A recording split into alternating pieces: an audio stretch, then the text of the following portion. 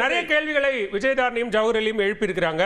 நீங்க மத்திய அரசு கொண்டு வரக்கூடிய திட்டங்களை மாநில அரசு இங்க செயல்படுத்துவதற்கு ஒரு முட்டுக்கட்டையா இருக்கு அப்படிங்கிற குற்றச்சாட்டுகளையும் வச்சிருக்காங்க. பதில் அதேதான் நம்ம கனகராஜ் சார் சொன்னாங்க இல்லையா, நாங்க யாருடைய பணத்தையும் கேட்கல.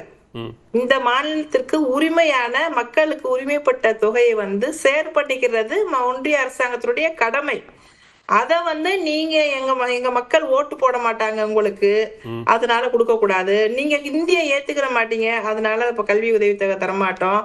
அப்புறம் உங்களுக்கு எந்த இந்தியாவுல எங்க டிசாஸ்டர் நடந்துச்சுனாலும் அங்கங்க பணம் கொடுத்துருவாங்க. ஆனா அவங்க ஆளாத மாநிலங்கள், தமிழ்நாட்டுல அவங்க ஆட்சி இல்ல, மக்கள் ஓட்டு போடல அப்படின்னா அதுக்கு எந்த ஒரு பைசா தரமாட்டாங்க. பல ஆயிரம் கோடி மக்கள் கஷ்டப்பட்டாலும் கூட ₹1 தரமாட்டாங்க.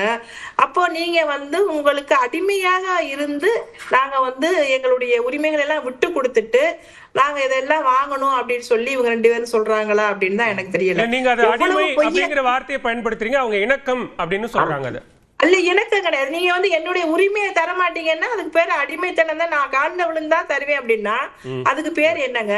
நான் கேட்டு வாங்குறது, தோல்ல கை போட்டு கேட்கறது வேற, உங்க காலில் விழுந்து கேட்கறது வேற. ரெண்டுக்கு வித்தியாசம் இல்லையா? அவங்க அதை வேணா அவங்க ஒரு அடிமைங்கிறத உரிமையா மாத்திக்கலாம். ஆனா எங்க தலைவருக்கு, எங்களுடைய இயக்கத்துக்கு தெரியும் எது உரிமை. மாநில உரிமைகளுக்காக தொடர்ச்சியாக பேசின ஒரு இயக்கம் இது. இன்றைக்கும் அதைத்தான் நாங்க பேசிக்கிட்டு இருக்கோம். எங்களுடைய உரிமைகளை விட்டு கொடுத்துட்டு எங்களுடைய மக்களுடைய நலனுக்காக நாங்க எவ்வளவு விஷயம் பண்ணிக்கிட்டு இருக்கோம். ஆனா இந்த 2000 கோடிக்காக நாங்க இந்திய கொண்டு விட மாட்டோம் அப்படின்னு சொல்லி இன்னைக்கு எங்களுடைய தலைவர் அதையும் எதிர்த்து நிக்கிறாங்க. அப்படின்னா நீங்க உரிமைக்காக தாங்க மனுஷன் எதுக்கு வாழ்றது? அதுக்குதான் வாழணும். அதுக்குதான் நீங்க யாரோ ஒருத்தர் டபுள் இன்ஜின் சர்க்கார் சொல்லிட்டு அவங்களை கொண்டு உள்ள விட்டா என்ன பண்ணுவாங்க? இன்னைக்கு பீகார்ல அவ்வளவு பெரிய வளர்ச்சி அடைஞ்சிருச்சா என்ன? இன்னைக்கு பீகார்ல வட மாநிலங்களே இருக்கவங்க இந்த தமிழ்நாட்டுக்கு தான் வேலைக்கு வர வேண்டிய அளவுக்கு அங்க சூழ்நிலை இருக்கு. ஆனா நீங்க என்ன அவங்களுக்கு அடிமையா இருந்து அந்த ஆட்சியை கொண்டு விட்டோம்னா நம்ம நாடும் இன்னைக்கு நம்ம தமிழ்நாடும் அவங்களுக்கு எப்படி கல்வி கொடுக்காம எப்படி மூட நம்பிக்கைகளையும் பகுத்தறிவுக்கு ஒவ்வாத விஷயங்களை பேசி மூட நம்பிக்கையும் மதத்தையும் மட்டுமே பேசி மக்களை மூளைச்செலவு செஞ்சு கொண்டு அவங்க இந்த நம்ம தமிழ்நாட்டையும் சீரழிக்கணும்னு அவங்க நினைக்கிறாங்க போல இருக்கு. எந்த அளவுக்கு நாங்க தேர்தல் வாக்குறுதியில 5 வருஷமா கொடுத்துடலாம் அப்படின்னு விஜயதாரணி சொல்றாங்களே, எனக்கு புரியல. என்ன ஒரு விஷயத்தை நம்ம தர்றோம்னு சொல்லிட்டோம்னா அதுக்கு கணக்கெடுப்பு நடத்த மாட்டாங்களா? கணக்கெடுப்பு நடத்த மாட்டாங்களா? யாருக்கு எந்த இடத்துல இருக்காங்க, எந்தெந்த விஷயங்கள் அதான் தெரியாதா? ரெவென்யூ டிபார்ட்மெண்ட்டுக்கு எவ்வளவு விஷயம் இன்னைக்கு எஸ்ஐஆர் கொண்டு ரெவென்யூ டிபார்ட்மெண்ட் ஃபுல்லா முடங்கி போய் உட்கார்ந்து இருக்குதுங்க. ஆட்சி நிர்வாகமே முடங்கி போயிருக்கு. அவ்வளவு பேரையும் அலைய விட்டுக்கிட்டு இருக்காங்க. அப்போ நீங்க எது வேணாலும் செய்வீங்க. எந்த விஷயத்தையும் நாங்க எதிர்த்து பேசக்கூடாது. நாங்க எல்லாத்துக்கும் சரின்னு சொல்லி போனோம்னா நீங்க எங்களுக்கு பணம் தருவீங்க. இந்த மாதிரியாக வர வார்த்தைகளை வச்சுட்டு பணத்தை வாங்கணுங்கிறது எங்களுக்கு தேவையும் கிடையாது, அவசியம் கிடையாது. இன்னைக்கு இந்தியா தமிழ்நாடு தான் இந்தியாவிலேயே பெண்கள் பாதுகாப்பாக வாழக்கூடிய ஒரு மாநிலம், பெண்கள் அதிகமாக தொழிற்சாலைகளில் வேலை பார்க்கக்கூடிய மாநிலம், பெண்கள் அதிகம் கல்வி கற்ற ஒரு மாநிலம். இன்னைக்கு இந்த தாலிக்கு தங்கத்தை 3 வருஷமா கொடுக்காம வச்சிருந்துட்டு இன்னைக்கு நாங்க அந்த கல்வி புதுமை பெண் திட்டமாக மாத்தி பெண்களை எம்பவர் பண்ணிக்கிட்டு இருக்கோம். அதை கொஞ்சம் யோசிச்சு பாருங்க. தாலிங்கிறது எவ்வளவு மூடப்பழக்கம், நீங்க எம்பவர்மெண்ட்ங்கிறது எவ்வளவு முக்கியமான விஷயம். பெண்கள் நமக்கு படிக்கிறாங்க. ரொம்ப முக்கியம். நன்றி மேடம், நன்றி. ரொம்ப சுருக்கம். அதாவது நேரம் இல்ல சார், அவங்க முடிச்சிட்டோம். இல்ல நேரம் இல்ல. ஜிஎஸ்டில நிதி தரல 10 ஆண்டுகள்ல 7 லட்சம் கோடி ஜிஎஸ்டி நிதி வழங்கி தலைப்பு நிறைவு செஞ்சிருவாங்க. அதே மாதிரி ரொம்ப பெரிய மத்திய அரசு எத்தனையோ சுய உதவி குழுக்களுக்கு இன்னைக்கு இந்த உரிமை தொகையும் தாண்டி சுய உதவி குழுக்களுக்கு இன்னைக்கு அதிகமான நிதிகள் தமிழ்நாடு முழுக்க அத்தனை பெண்களுக்கும் கொடுத்திருக்காங்கன்னா அது முழுமையா நிறைவேறி திட்டங்கள் எல்லாம் பல்வேறு திட்டங்களை நிறைவேற்றிட்டு இருக்காங்க. ஆனா பல திட்டங்களை இங்க அனுமதி கொடுக்கறது இல்ல. அதுக்கு காரணங்கள் மாநில பல காரணங்களை சொல்லிருக்காங்க.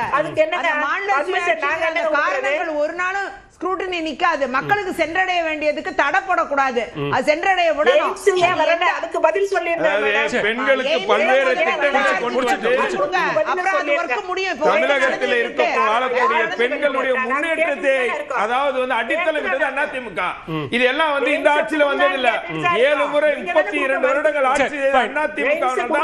பெண்கள் இன்றைக்கு தமிழகத்தில் முன்னேறிய மாநிலமாக, படித்த மாநிலமாக, எல்லா துறைகளிலும் மிகச்சிறந்த இருக்கிறதுனா அதிமுக இப்ப 1000 ரூபாய் கொடுக்கும்போது அது 1500 ரூபாவா உயர்த்துவோம்னு சொல்ல வேண்டிய தேவையை நீங்க தான் பெண்களை பெண்களை உயர்த்திட்டீங்களே. நான் என்ன சொல்றேன், உயர்த்துறோம் சார். வாக்குறுதி கொடுக்கும்போது அதை சரியா நிறைவேற்றணும் என்று எண்ணி விடாது. எத்தனை நாள் கை கொடுக்கும் மறந்து விடாது. வரும் தேர்தல் காலத்தில் தெரிஞ்சு பாலியல் வன்கொடுமை நிறுத்தப்படணும்.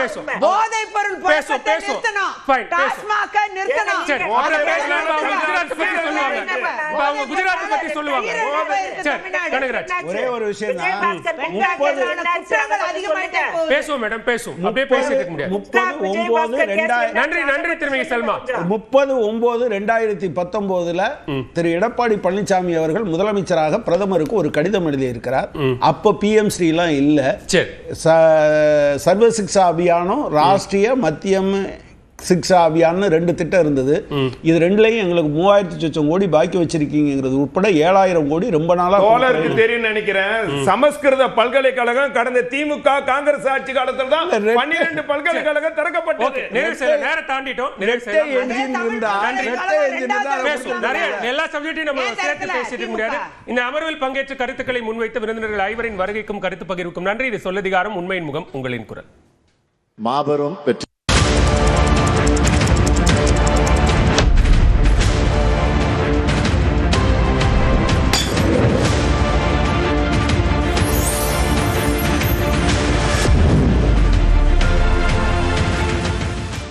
நாட்டின் முன்னணி கார் நிறுவனமான மாருதியின் எலக்ட்ரிக் SUV விட்டாரா அதன் அறிமுகத்திலிருந்தே ஒரு பெரிய முயற்சியின் பகுதியாக திகழ்கிறது. மின்சார வாகனங்களை பற்றிய மாருதியின் விழிப்புணர்வு பிரச்சாரத்தையும் அதில் விட்டாரா வகிக்கும் முக்கிய பங்கையும் பற்றி இந்த ரிப்போர்ட்டில் தெரிந்து கொள்ளுங்கள்.